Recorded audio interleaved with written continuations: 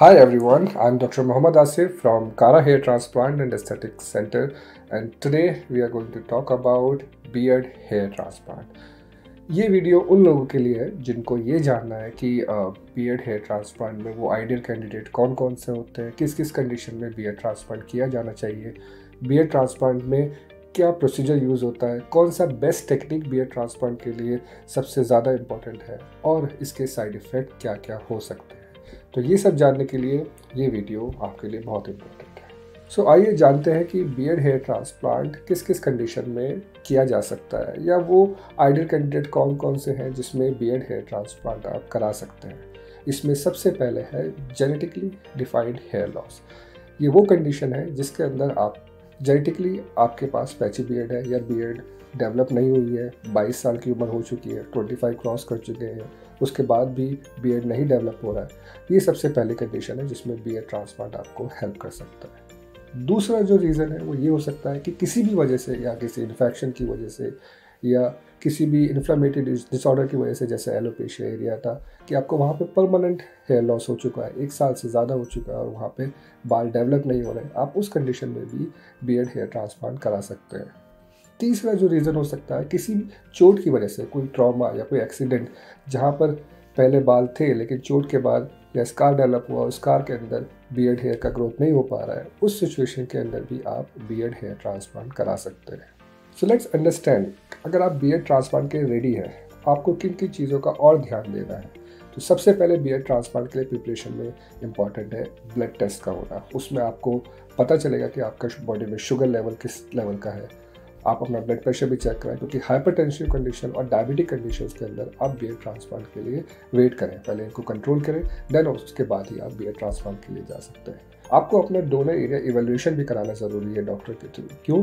क्योंकि हो सकता है फ्यूचर में आपके स्कैल्प के हेयर भी बॉल्ड हो सकते हैं, हेयर लाइन रिसीड कर सकता है, और अगर फैमिली में high grade of hair loss है तो आपके लिए ये बहुत इंपॉर्टेंट है कि कहीं अगर स्कैल्प पे भी अगर हेयर लॉस हो जाए तो वो डोनर एरिया जो आपके लिए बियर्ड में आप यूज़ करने वाले हैं वो हो सकता है स्कैल्प के लिए फ्यूचर में कम पड़े। तो आपको इन सब चीज़ों के लिए एक डिटेल कंसल्टेशन अपने हेयर ट्रांसप्लांट सर्जन से लेना ज़रूरी है। सो आइए जानते हैं बियर्ड हेयर ट्रांसप्लांट प्रोसीजर के बारे में। बियर्ड हेयर ट्रांसप्लांट प्रोसीजर, इस प्रोसीजर के दौरान हम लोग हेयर को हार्वेस्ट करेंगे डोनर साइड से। डोनर साइड कहाँ हो सकती है? स्कैल्प के पीछे या अंडर द चिन एरिया, जहाँ से हम लोग बियर्ड को या हेयर को हार्वेस्ट कर सकते हैं। फिर इन हेयर को हम लोग ट्रांसप्लांट करेंगे बॉल्ड एरिया के अंदर या पैच के अंदर जहाँ पैची बियर्ड मौजूद है। सो अब जानते हैं एक एक करके स्टेप्स कि बियर्ड हेयर ट्रांसप्लांट में सबसे इंपॉर्टेंट है डोनर एरिया सिलेक्शन के बारे में। डोनर एरिया मतलब हमारे पास जो हेयर हार्वेस्टिंग के लिए सिर्फ 2 तरीके से हेयर आपको हार्वेस्ट कर सकते हैं। एक वो जो आपके बैक ऑफ द स्कैल्प पर है, दूसरा जो आपके अंडर द चिन एरिया, जो बियर्ड में वॉल्यूम में इतना काम नहीं आते, तो आप उन हेयर को भी यूज़ कर सकते हैं। लेकिन यहीं पर आप बॉडी हेयर को यूटिलाइज नहीं कर सकते, क्योंकि जो बॉडी हेयर का जो थिकनेस होता है वो बियर्ड हेयर से मैच नहीं करता है, और वो इम्प्लांट करने के बाद उसके रिजल्ट्स भी अच्छे नहीं आते हैं। इतने हेयर ग्राफ्ट या हेयर फॉलिकल आपको ज़रूरत पड़ सकती है बियर्ड हेयर ट्रांसप्लांट के दौरान। बियर्ड हेयर ट्रांसप्लांट में ये मैटर करेगा कि आपका जो पैची बियर्ड जो साइज़ है वो कितना बड़ा है। अगर वो फुल साइड हेयर लॉस है और दोनों तरफ से हेयर लॉस हुआ है, उसमें हो सकता है आपको जो हेयर ग्राफ्ट का रिक्वायरमेंट है काफ़ी ज़्यादा पड़े। वहीं पर अगर कोई coin shape patchy hair loss हुआ है, उसमें हो सकता है मे बी 100 या 200 हेयर ग्राफ्ट के अंदर भी वो सर्जरी पॉसिबल है। अब हम कितना high density hair transplant beard में ले सकते हैं? देखिए, नॉर्मली आपके स्कैल्प के ऊपर, जो बैक ऑफ द स्कैल्प है, वहाँ पर हमारे पास 5 से 7 हज़ार हेयर ग्राफ्ट मौजूद रहते हैं। लेकिन 5 से 7 हज़ार ग्राफ्ट एक बहुत बड़ा नंबर है। बियर्ड में उतना रिक्वायरमेंट नहीं है। बियर्ड में हार्डली आपको 2 या 3 हज़ार हेयर फॉलिकल्स के अंदर भी ये पूरा कंप्लीट बियर्ड आप रिस्टोर कर सकते हैं। लेकिन जो आपके पास स्कैल्प है वहाँ पे भी आपको हेयर लॉस हो सकता है, हेयर लाइन रिसीड हो सकता है, एंड्रोजेनिक एलोपेशिया जो सबसे कॉमन कंडीशन है, कॉमन बॉल्डनेस, वो भी आपको हो सकती है। तो इसलिए आपको ध्यान देना है कि आपको सारा का सारा डोनर एरिया ये कोशिश करते हुए नहीं कि मुझे पैची बियर्ड में ही यूज़ कर लेना है। नहीं, आपको ये भी प्लान करना है कि आपको किस ग्रेड का हेयर लॉस स्कैल्प पे हो सकता है, और शायद आपको फ्यूचर में स्कैल्प हेयर रिस्टोरेशन के अंदर उस डोनर एरिया की ज़रूरत पड़े।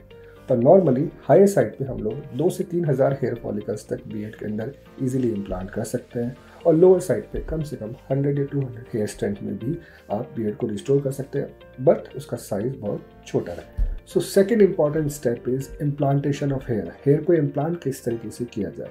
बियर्ड में जो हेयर का अरेंजमेंट है वो बहुत डिफरेंट है स्कैल्प हेयर से। सबसे पहला एंगल ऑफ हेयर, यहाँ ऑलमोस्ट स्किन के बिल्कुल पैरेलल हेयर प्लेस किए जाते हैं। अगर आपने हेयर का एंगल ज़्यादा ऑब्ट्यूज रखा है, इसका मतलब हेयर थोड़ा सा परपेंडिकुलर रहेगा, बाहर की तरफ ग्रो करेगा और बिल्कुल अननेचुरल अपीयरेंस देगा।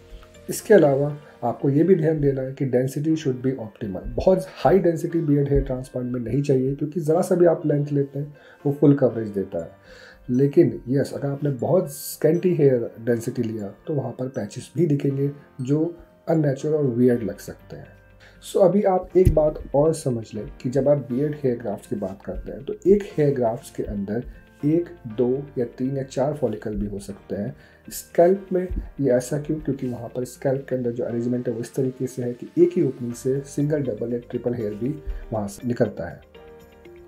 नाउ बियर्ड में हमें सिर्फ सिंगल हेयर ग्राफ्ट की रिक्वायरमेंट रहती है। तो हम लोग कोशिश करते हैं कि ज़्यादा से ज़्यादा सिंगल लगाएं ताकि वहाँ पे उसका जो अपीयरेंस है वो नेचुरल दिखे।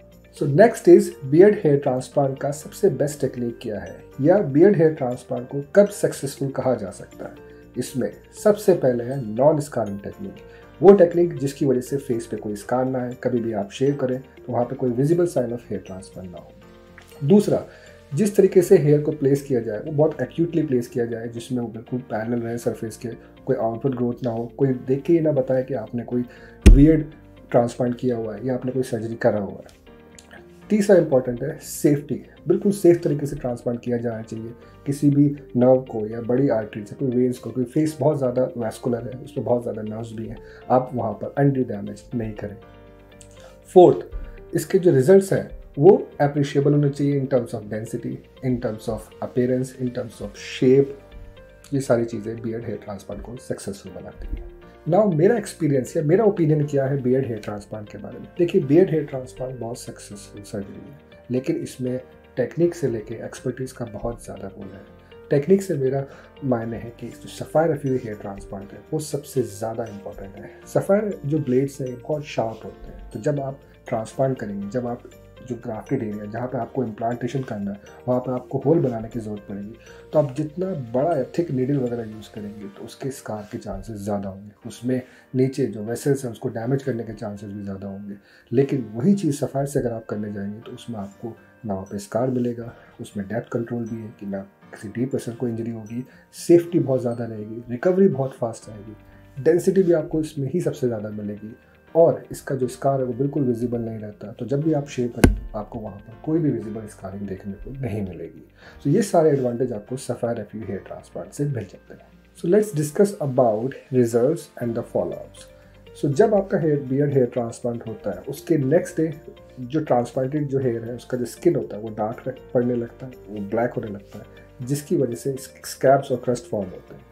ये 5 to 7 डेज तक रहते हैं और 7 डेज के बाद धीरे धीरे करके ड्राई होते जाते हैं और एक एक करके शेड हो जाते हैं। इसके साथ साथ कुछ हेयर का लॉस भी हो सकता है जिसको हेयर शेडिंग बोलते हैं। ये hair shedding first couple of month में आप नोटिस कर सकते हैं, जिसमें या तो 10% या 10% से ज़्यादा 90% ट्रांसप्लांटेड जो हेयर है वो आपके हेयर शेड हो सकते हैं।